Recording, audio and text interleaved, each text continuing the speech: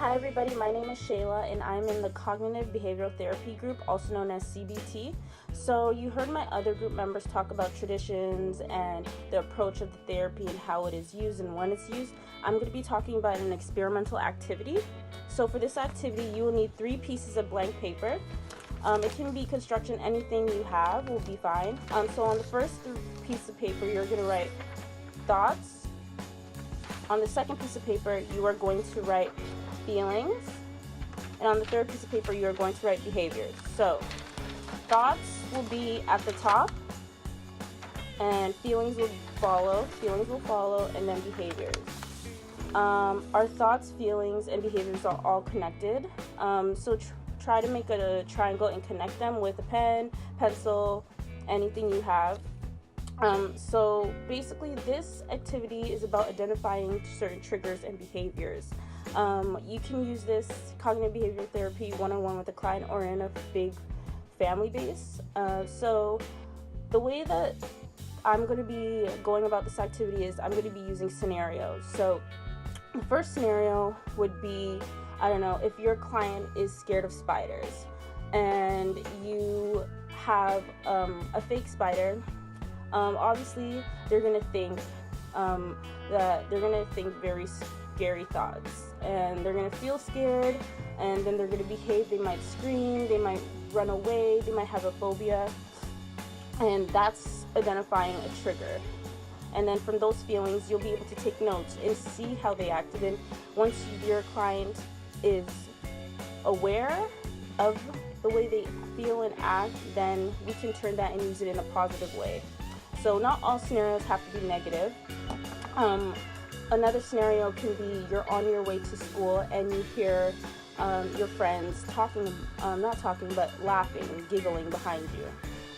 Instead of you thinking to yourself that they're talking about me and feeling, oh my gosh, they don't like me, and then getting upset, yelling at them, you could turn around, hey, what are you guys laughing about? What are you guys talking about?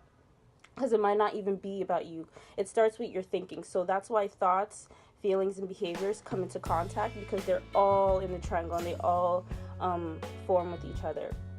But these are some scenarios. Cognitive behavioral therapy is definitely about identifying certain things within your client and the family. So if you're working in a family-based setting, you would obviously do more family scenarios and see their reaction, how they would feel in the situation, how they would act in the situation, and from that then you could also bring in coping strategies.